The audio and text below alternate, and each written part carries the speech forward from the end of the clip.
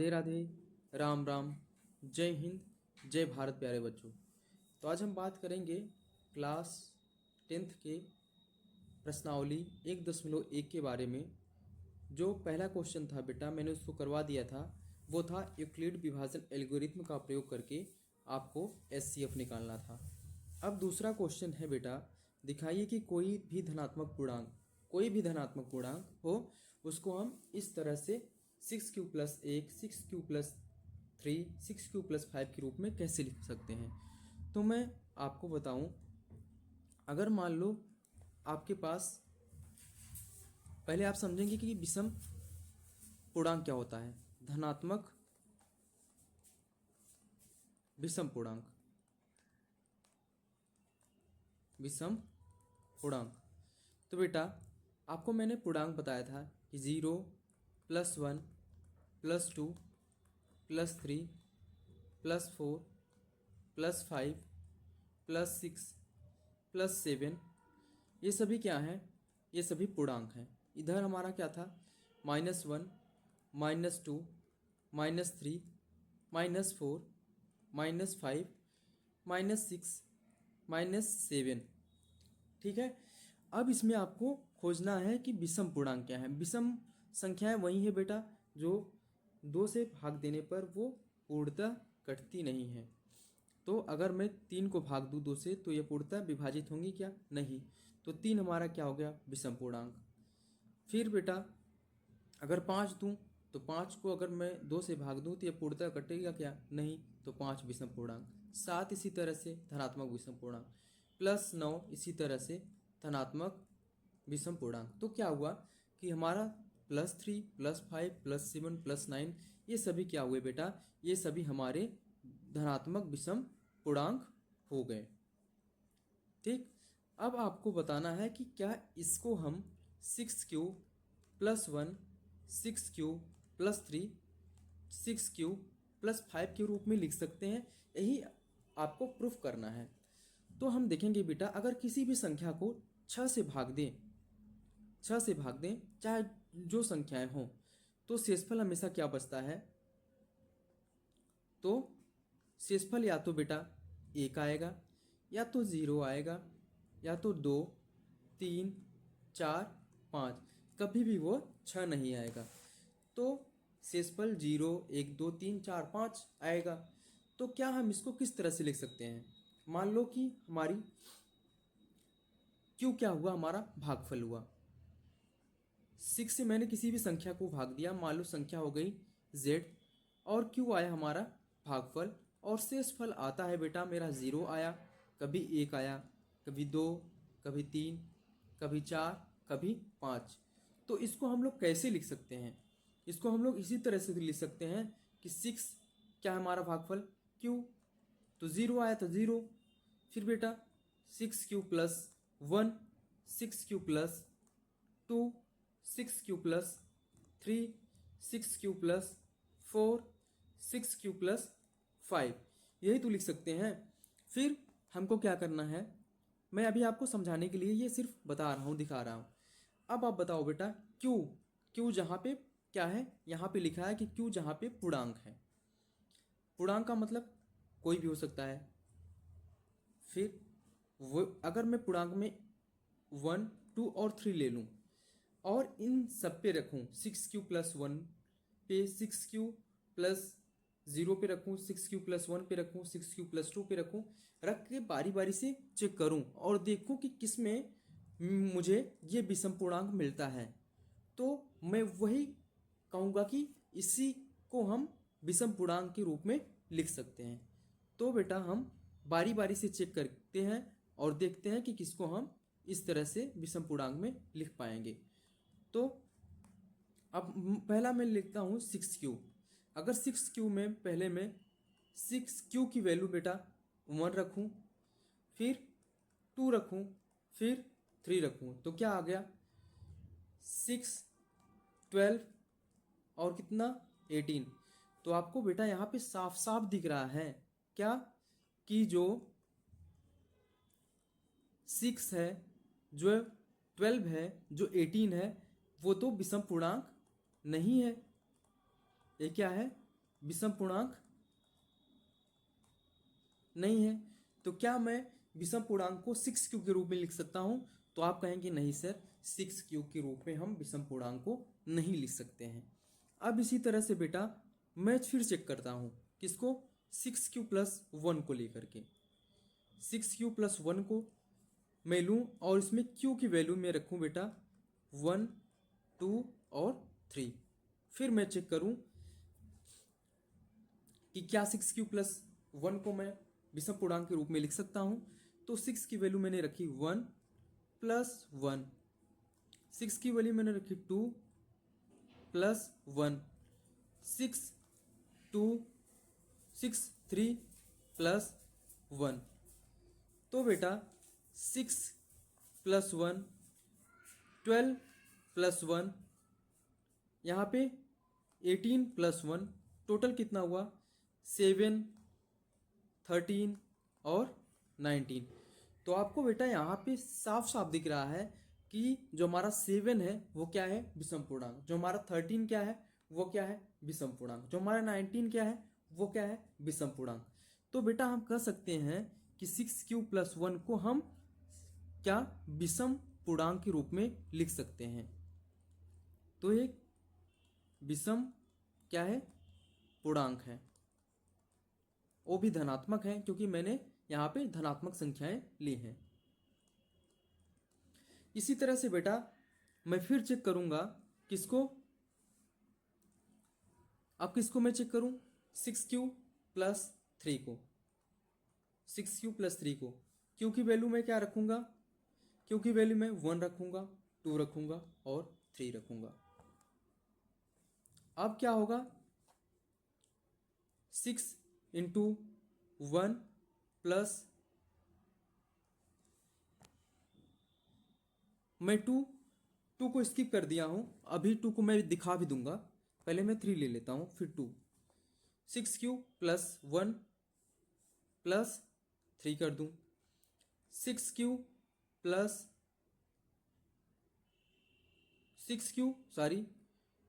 Q को multiply किससे करेंगे? 2 से, प्लस क्या आएगा? 3।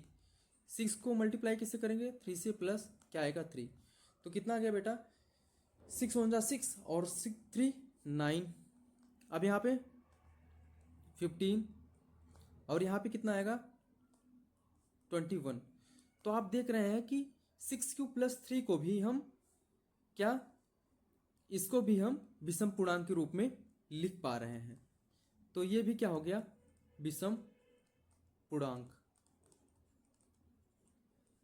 अभी बेटा मैंने एक स्किप कर दिया था 6 क्यू+2 को। तो 6 क्यू+2 को मैं यहां देख लेता हूं। 6 क्यू+2 को, तो यहां पे मैं क्यू की वैल्यू रखूंगा 1 2 और 3। 6 को मल्टीप्लाई किससे करूंगा? 1 से, प्लस 2। 6 को मल्टीप्लाई 2 से, प्लस 2। 6 को मल्टीप्लाई 3 से, प्लस 2। तो क्या आया? 6 × 1 = 6 2, 8 14 और 20। तो आप देख रहे हो कि 8 14 और 20 ये क्या है? विषम पूर्णांक नहीं है। ये विषम पूर्णांक नहीं है। इसी तरह से फिर मैं चेक करूंगा 6 क्यू+4 को। 6 क्यू+4 को, अब इसमें क्यू की वैल्यू रखूंगा 1 2 और 3। तो 6 × 1 प्लस 4। 6 को फिर 2 से मल्टीप्लाई, फिर प्लस 4।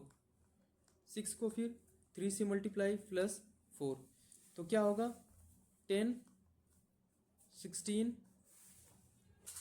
और 22। तो आप देख रहे हो बेटा कि ये भी क्या है? एक विषम पूर्णांक नहीं है। ये सभी भी 10 16 और 22 भी विषम पूर्णांक नहीं है। इसी तरह से मैं 6q प्लस अगर 5 को लूँ और q की वैल्यू में रखूँ 1, 2 और 3, तो क्या होगा बेटा? 6, 1 प्लस 5, 6, 2 प्लस 5, 6 q 3 प्लस 5,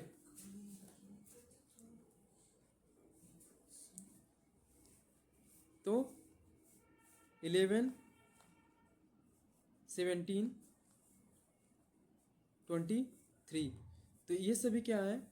ये सभी भी विषम पूर्णांक हैं।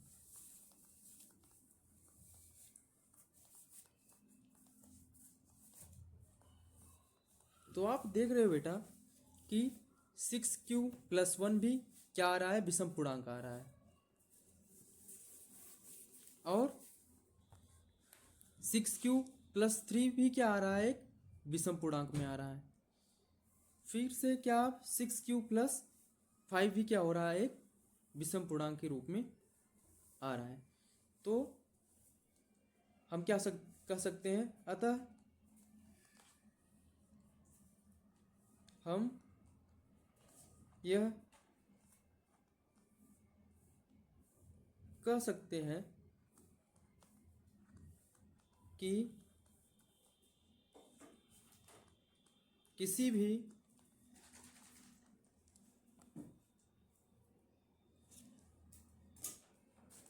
धनात्मक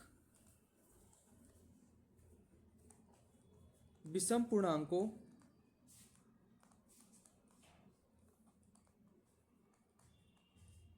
six Q plus 1, 6q plus 3 और 6q प्लस 5 के रूप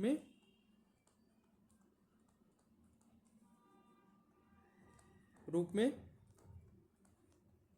लिख सकते हैं। तो आशा है बेटा आप लोगों को अच्छे से ये क्वेश्चन समझ में आया होगा।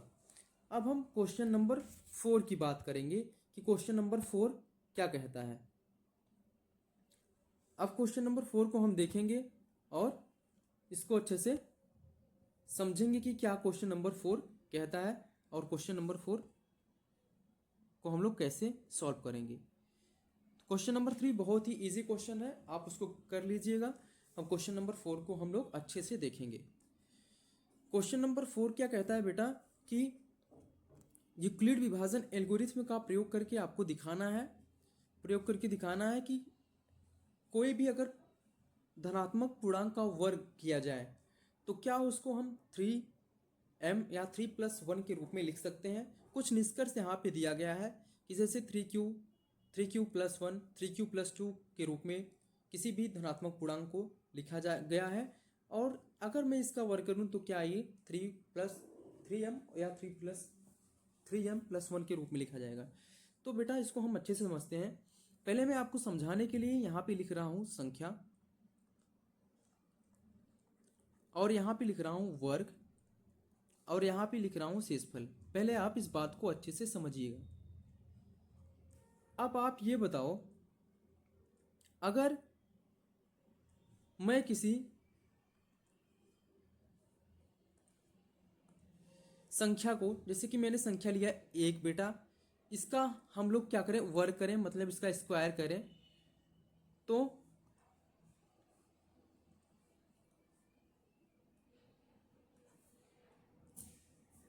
अगर हम लोग इसका स्क्वायर कर रहे हैं बेटा तो आएगा क्या?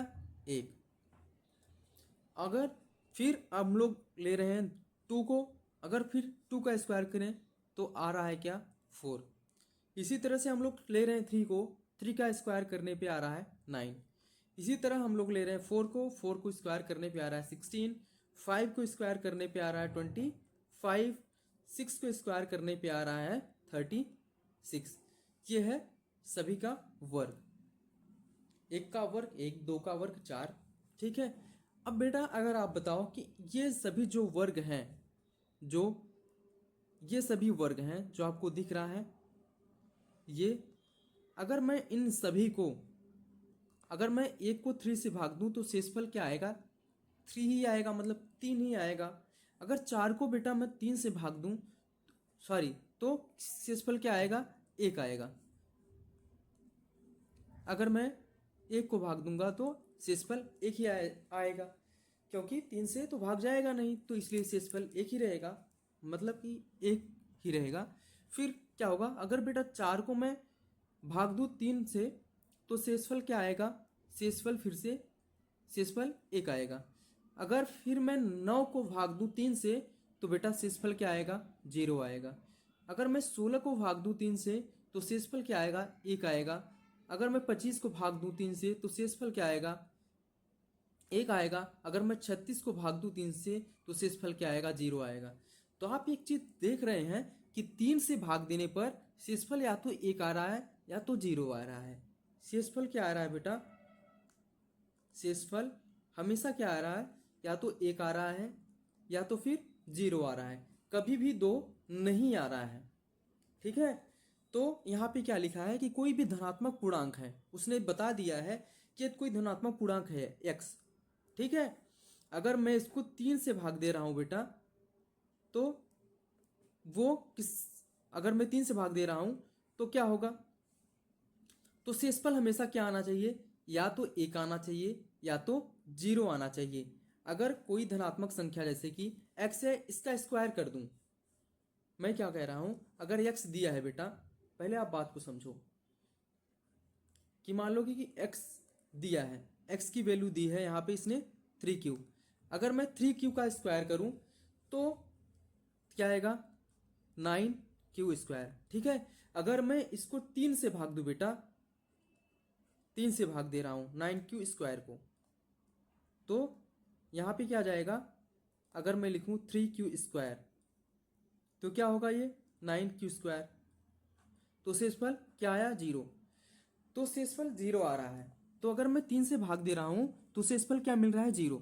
तो इस 9q² को मैं क्या लिख सकता हूं बेटा, 3 ब्रैकेट में 3q² लिख सकता हूं कि नहीं।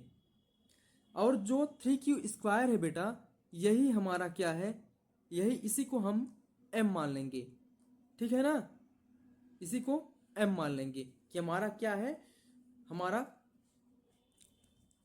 भागफल क्या है, m है। और तब हम इसको क्या लिख सकते हैं बेटा, इसको हम लिख सकते हैं 3m, लिख सकते हैं कि नहीं, क्योंकि भागफल हमारा क्या है, 3q²। इसको मैंने m, भागफल को m माना, तो किसी भी चीज को मैं 3m लिख सकता हूं। 3m का मतलब बेटा, 3m का मतलब मैंने वही बताया कि शेषफल 0 मिला मुझे। अभी मैं दिखा रहा था यहाँ पे कि किसी भी संख्या को भाग देने पर 3 से, या तो शेषफल, अगर उसकी किसी भी संख्या के स्क्वायर को भाग देने पर तो शेषफल क्या मिल रहा है, या तो बेटा 0 मिल रहा है या तो 1 मिल रहा है। तो मैंने कोई संख्या ली, वो x था, x की वैल्यू इतनी थी, मैंने उसको स्क्वायर कर दिया, और स्क्वायर करने पे क्या आ रहा है बेटा, स्क्वायर करने पे आ रहा है 3m, और शेषफल क्या मिल रहा है, 0। ठीक है, तो वो प्रूफ हो रहा है। तो ये एल्गोरिथम का प्रयोग करके ही हम लोग कर रहे हैं। तो x की वैल्यू मान लो बेटा क्या है, x की वैल्यू यूक्लिड विभाजन एल्गोरिथम में होता क्या है, वो होता है a बराबर BQ + R, यही तो होता है। इसी के रूप में मैंने इसको लिया। a क्या है, a क्या था हमारा बेटा, 9q²। 9q² को हमने इस रूप में लिखा, तो मैं वही एल्गोरिथम का ही तो प्रयोग कर रहा हूं यहाँ पे। फिर बेटा अगर मैं, आप अच्छे से समझेंगे इसको तभी समझ आएगा। फिर अगर मैं, क्या बोला है यहाँ पे कि 3q+1, अगर मैं 3q+1 लूँ, x की वैल्यू क्या ले लूँ बेटा, 3q+1, ये तो पूरा हो गया ना यूक्लिड विभाजन एल्गोरिथम के रूप में, हुआ कि नहीं, क्योंकि ये इसको फॉलो कर रहा है कि नहीं। a बराबर BQ+1 + R, R क्या है हमारा, 1 है। अब बेटा मैं अगर इसका स्क्वायर कर दूं तो क्या होगा, 9q², क्योंकि a+b का होल स्क्वायर का फॉर्मूला, तो 9q² प्लस b² क्या होगा बेटा, a² + b² प्लस 2ab मतलब 6q। अब क्या होगा बेटा, अब अगर मैं इसको 3 से भाग दूं पूरे को, Q square plus 6q plus 1 को 3 से भाग दूं तो क्या होगा, 3q स्क्वायर अगर मैं ले जाऊं तो क्या होगा 9q स्क्वायर। ठीक है, फिर मैं यहाँ पे ले लूँ 6q प्लस 1 तो प्लस 2q अगर एक बार ले जाऊँ तो बेटा क्या हो जाएगा 6q। शेषफल क्या बच रहा है, शेषफल बच रहा है 1। तो मैं इसको कैसे लिख सकता हूँ, 3 ब्रैकेट में 3q स्क्वायर प्लस 2q और शेषफल क्या बच रहा है 1। तो आप देख रहे हैं कि यहाँ पे शेषफल क्या बच रहा था 0, यहाँ पे बेटा शेषफल क्या बच रहा है, यहाँ पे शेषफल बच रहा है 1। तो इसको मैं किसके रूप में लिख सकता हूँ 3, इसको मैं बोल सकता हूँ कि हमारा क्या है, ये हमारा है यम। यम अभी मैंने क्या बताया था कि यम हमारा क्या होगा, यम होगा भागफल। तो 3m प्लस 1, तो इसको मैंने 3m प्लस 1 के रूप में लिखा कि नहीं लिखा, हम लोगों ने 3m प्लस 1 के रूप में इसको लिख लिया। अब फिर क्या दे रहा है निष्कर्ष में बेटा, फिर दे रहा है कि 3q प्लस 2, अब तीसरा दे रहा है 3q प्लस 2, 3x बराबर 3q प्लस 2। अब इसका भी स्क्वायर करो तो क्या आ रहा है बेटा, ए स्क्वायर मतलब कि 9q square plus B square मतलब 4 प्लस 2ab, 2 2 ज़ा 4 3 ज़ा 12q। अब इसको बेटा फिर 3 से भाग दो, 3 से भाग दो, 9q square plus 12q plus 4 को 3 से भाग दो तो कितनी बार 3q स्क्वायर, तो 9q स्क्वायर हुआ कि नहीं। फिर यहाँ पे 12q कितनी बार जाएगा बेटा 4q, तो 4 3 ज़ा 12q। फिर बेटा यहाँ पे आएगा 4 तो प्लस अगर हम 1 टाइम ले जाए तो 1, तो क्या हुआ कि शेषफल फिर क्या बच रहा है हमारा, शेषफल फिर बच रहा है हमारा 1। तो आप देख रहे हो बेटा, तो इसको हम किस रूप में लिख सकते हैं, यहाँ पे इसको हम लिख सकते हैं 3 ब्रैकेट में लिख सकते हैं बेटा 3q square plus 4q plus 1 plus यहाँ पे 1। तो इस पूरे चीज को हम क्या लिख सकते हैं m, तो 3m प्लस 1। तो हम आपको बार बार दिखा रहे हैं कि या तो हम किस रूप में लिख पा रहे हैं, या तो हम लिख रहे हैं 3m के रूप में या बेटा 3m प्लस 1 के रूप में। अतः हम यह बोल सकते हैं कि किसी भी धनात्मक पूर्णांक का वर्ग करने पर हम इसको 3m या 3m प्लस 1 के रूप में लिख सकते हैं। ठीक है ना, समझ आया आपको, आई होप आपको समझ आया होगा। अगर नहीं समझ आया होगा बेटा तो आप 1-2 बार इसको अच्छे से रिपीट करना। तब तक के लिए आज के लिए इतना ही, तब तक के लिए राधे राधे, राम राम, जय हिंद, जय भारत।